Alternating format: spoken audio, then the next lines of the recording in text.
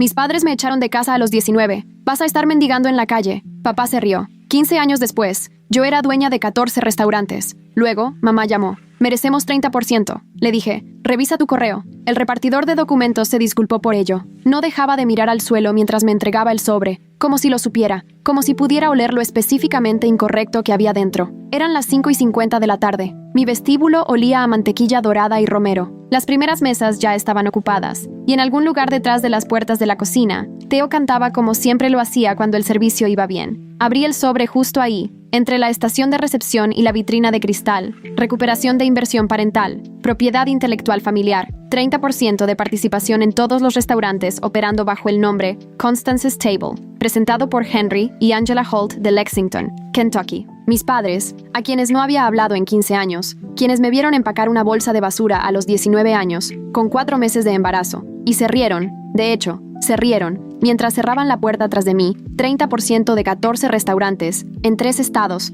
construidos sobre un recetario y $20,000, y el tipo de ira que solo crece cuando alguien te dice que no vales nada. Dobló la citación en tercios. Entré a la cocina, me puse el delantal de mi abuela, y luego comencé a hacer algunas llamadas que terminarían con el caso de mis padres, y, eventualmente, con uno de sus matrimonios. Aquí está lo que necesitas entender sobre mi padre. Henry Holt era un hombre talentoso, no un buen hombre, no un hombre consistente, pero genuinamente talentoso en la cocina, como algunas personas lo son con la música, como si las notas vinieran de algún lugar más profundo que el aprendizaje. Abrió Holt's Kitchen en Lexington, Kentucky, cuando yo tenía 4 años. Para cuando cumplí 7, ya estaba de pie sobre una caja de leche aprendiendo a deshechuezar un pollo. A los 14, él me había confiado el planchasola, y la cicatriz en mi palma derecha todavía marca la primera vez que aprendí cómo se siente una parrilla caliente cuando dejas de prestar atención. Amaba ese restaurante, amaba la prisa del almuerzo del sábado, y como todo el edificio olía a hierro fundido, café y el pan de maíz de mi abuela, que fue el platillo más solicitado en el menú durante 22 años consecutivos. El nombre de mi abuela era Constance. La llamábamos Connie. Ella fue la verdadera razón por la que todo funcionó. No porque ella estuviera detrás del mostrador todos los días.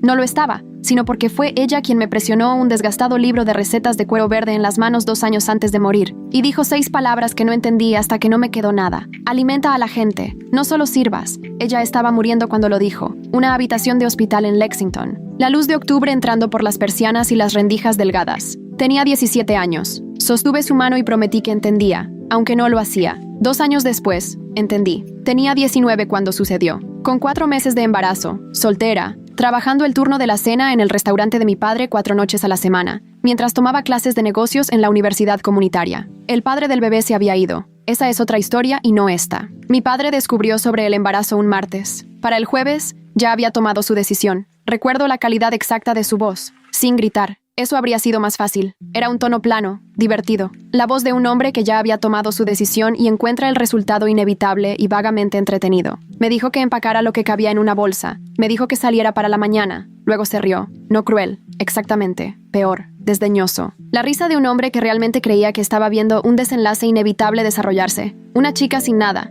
yendo a ninguna parte, mendigando en la calle para invierno. Mi madre se sentó en la mesa de la cocina y no dijo nada, que era su método. Angela Holt nunca dejó huellas dactilares en una decisión. Dejó que mi padre tomara la decisión y dejó que su silencio fuera el segundo voto. Tomé la bolsa de basura, tomé mi ropa, tomé el libro de recetas de cuero verde de la estantería porque era lo único en esa casa que realmente me había sido dado, libremente con amor. Salí de Lexington en un sedán prestado con $40 en mi cuenta de cheques, una bolsa de víveres en el asiento trasero y la voz de mi abuela en mi cabeza. Alimenta a la gente. 3 semanas después, llegó una carta de un banco en Lexington. Decía que mi abuela había establecido una cuenta de ahorros a mi nombre. El saldo era de $20,000. Me senté en el estacionamiento de un Kroger en Bowling Green, Kentucky, y lloré durante 20 minutos. Luego deposité el cheque. Alquilé una cocina en un centro comercial que olía a pegamento para alfombras. Compré equipo de segunda mano en Craigslist y abrí una ventana de comida para llevar. Tenía 19 años. Estaba embarazada. No tenía formación culinaria formal y no conexiones comerciales y no familia. Lo que tenía era un libro de cuero verde con 214 recetas escritas a mano.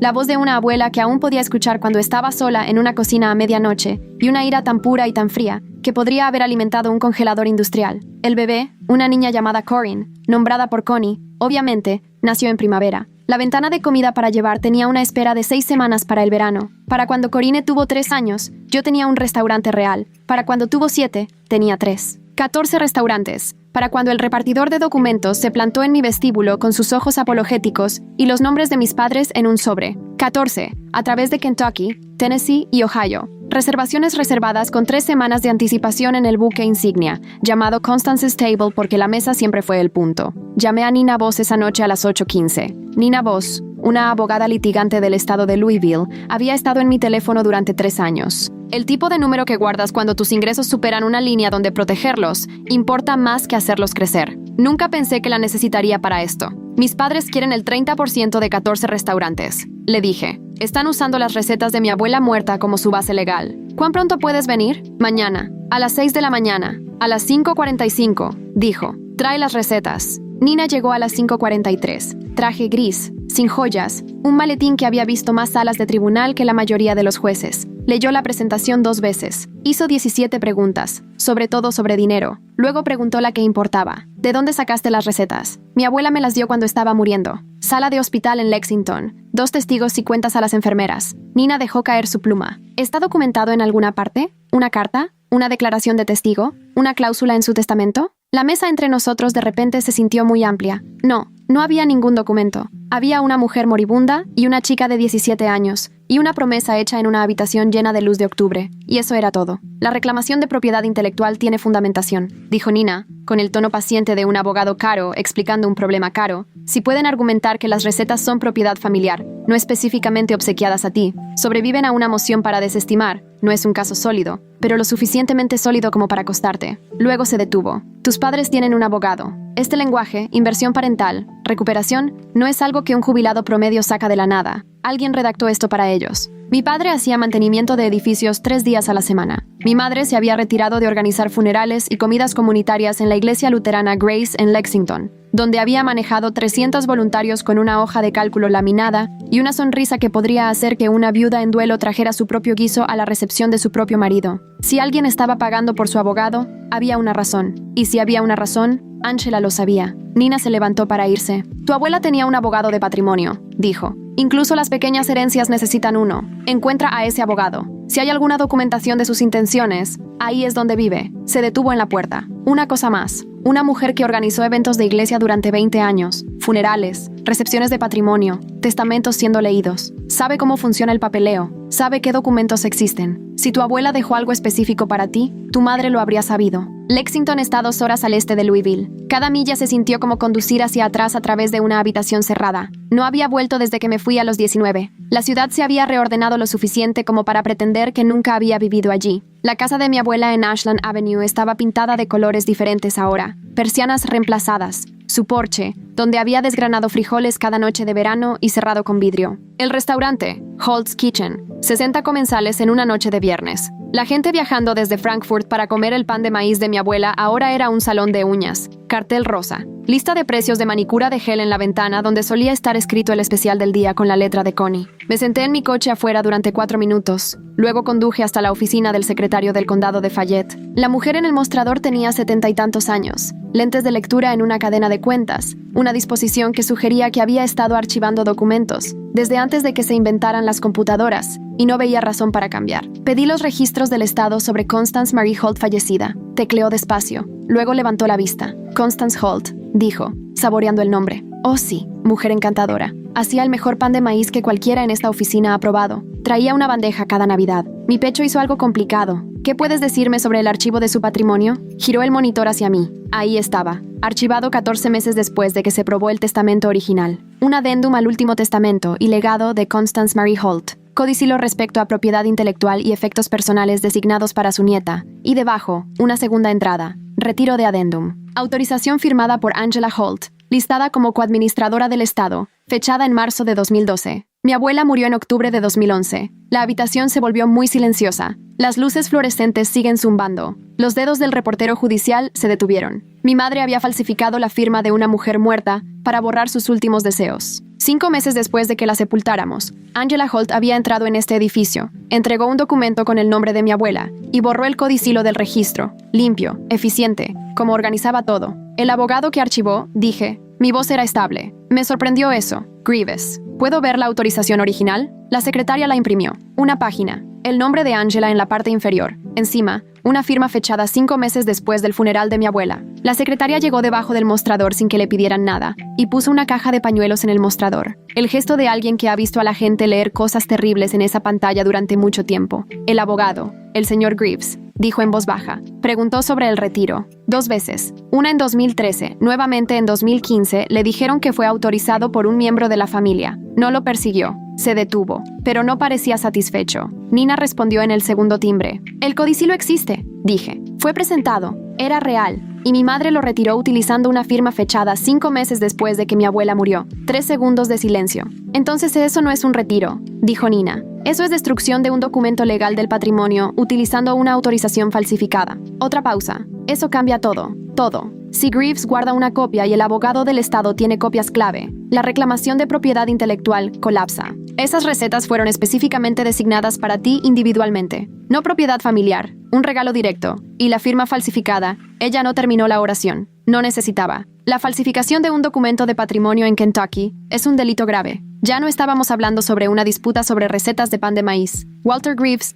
vivía en Versalles, Kentucky, pronunciado Versailles, porque los kentuckianos no creen que los franceses deban tener la última palabra sobre nada. Tenía 79 años, estaba retirado y respondió a la puerta sosteniendo una taza que decía, el abogado más aceptable del mundo. Miró a Nina, luego a mí, luego de nuevo a Nina. Llamaste sobre el estado de Holt, dijo. Pasa. El archivo ya está en la mesa. La mesa del comedor tenía 3 cajas de archivos sobre ella. Una tenía una pestaña verde etiquetada Holt CM. Se sentó frente a nosotros como un abogado que casualmente sucedió a ser viejo, lo cual es una postura completamente diferente a la de un anciano. Déjame ahorrarte tiempo, dijo. El codicilo es real, debidamente ejecutado. 2 testigos, notariado, noviembre de 1999. Constance entró un martes por la tarde y me dijo que necesitaba agregar algo a su plan patrimonial. Estaba lucida, fue específica y tenía prisa, lo cual me pareció inusual. Constance Holt nunca tuvo prisa por nada excepto por el pan de maíz. Sacó el codicilo de la carpeta Manila. 8 páginas, firmadas, atestiguadas. Luego se adentró más en la caja y sacó algo más. Un sobre sellado de crema, una sola línea de escritura en la parte delantera, para Vanessa cuando vengan por lo que le di. La habitación cambió, no la temperatura ni la luz,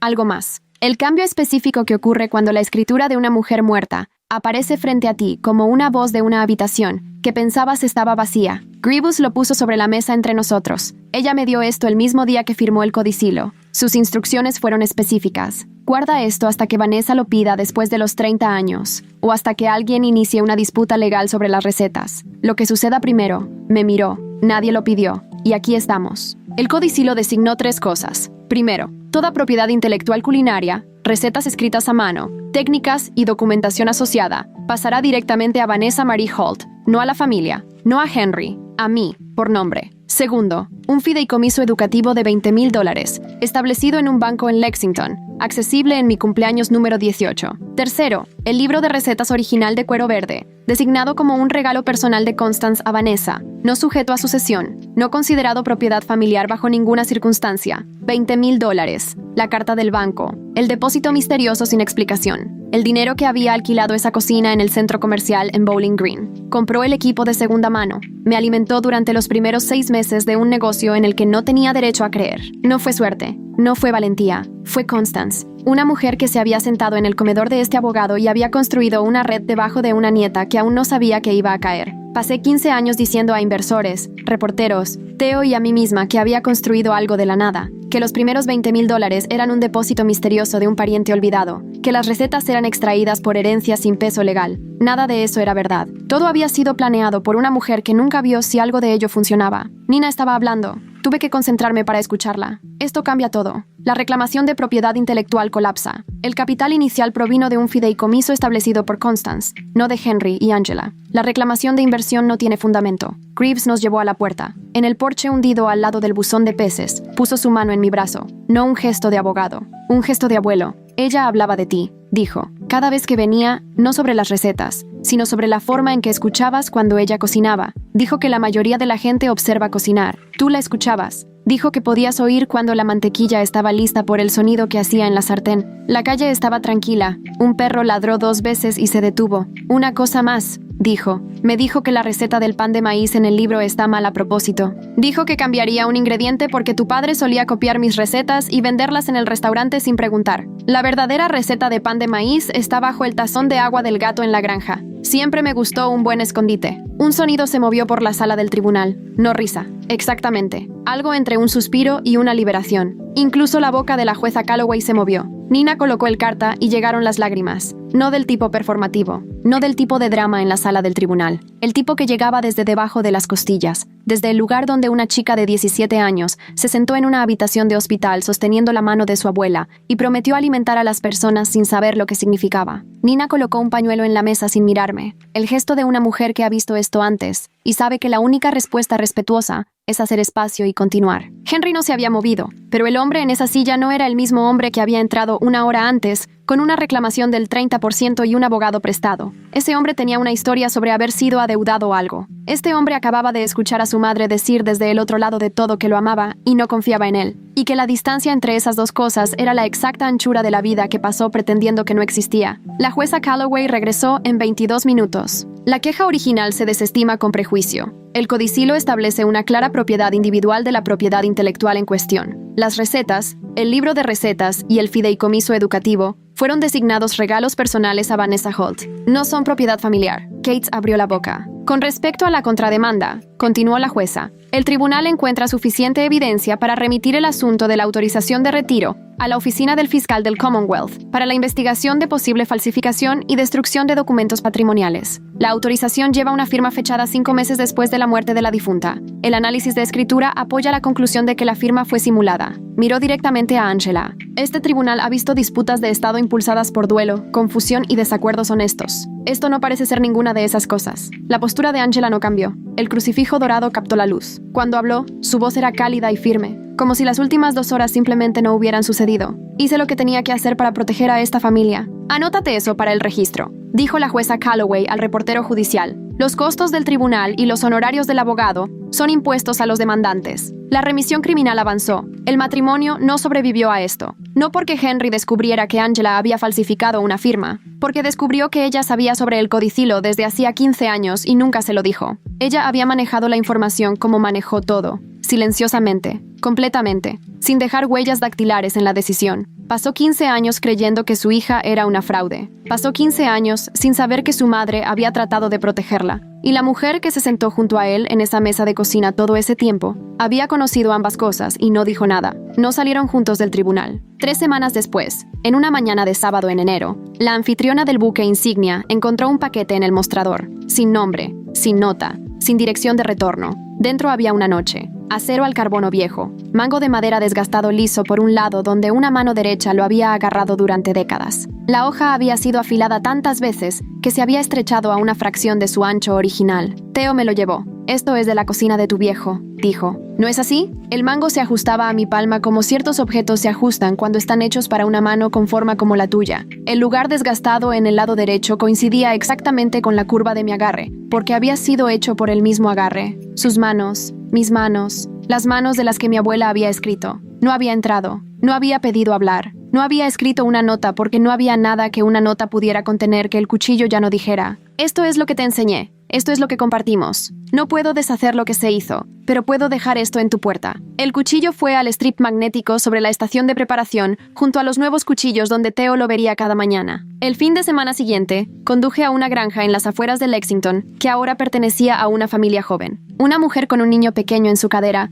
respondió a la puerta y se veía confundida cuando una extraña preguntó por un tazón de agua para gatos. Hay uno en la sala de barro, dijo. Ha estado ahí desde que nos mudamos. Ni siquiera tenemos un gato. Debajo del tazón, pegado al fondo en una bolsa plástica sellada, había una sola tarjeta de índice. La verdadera receta del pan de maíz. 3 ingredientes diferentes a los del libro. Suero de leche, miel y algo tan obvio y tan simple que estuve de pie en la sala de barro de una extraña y me reí hasta que mis hombros temblaron. Theo probó el primer lote el siguiente sábado. Dejó el tenedor, cerró los ojos, los abrió. ¿Jefa? ¿Jefa? Esto es obsceno. Hemos estado sirviendo el pan de maíz equivocado durante 7 años. Ella escondió la verdadera receta debajo del tazón de agua del gato. Esa es la cosa más de abuela que he escuchado en toda mi vida. El pan de maíz no era para los restaurantes, no para el menú. Era para una mesa en la parte trasera de la cocina insignia, donde había 2 sillas y 2 platos esperaban, donde el delantal que había estado colgado intocable en el refrigerador durante 15 años, finalmente había sido bajado y puesto. Theo se sentó. Yo me senté. Por primera vez desde que tenía 17 años, la mujer que poseía 14 restaurantes se sentó a una mesa y comió con alguien a quien había elegido llamar familia. Mi abuela me dejó 214 recetas. Pasé 15 años convirtiéndolas en restaurantes. Necesité una demanda, una carta sellada y una receta de pan de maíz deliberadamente incorrecta para entender lo que realmente me dejó, un lugar en la mesa. A veces, las personas que te criaron vendrán a reclamar lo que construiste sin ellas. Lo llamarán lealtad, lo llamarán familia, lo llamarán lo que les deben, pero lo que alguien te dio y lo que alguien te debe no son lo mismo. Mi abuela lo sabía lo suficientemente bien como para escribirlo, sellarlo en un sobre de crema y dejarlo con un extraño durante 15 años. Lo sabía lo suficientemente bien como para esconder la receta real debajo del tazón de agua de un gato, en una casa que ya había dejado, solo en caso de que la chica que más lo necesitaba algún día encontrara su camino de regreso. Y tenía razón, siempre tuvo razón. Solo tenía que quedarme sin recetas antes de darme cuenta.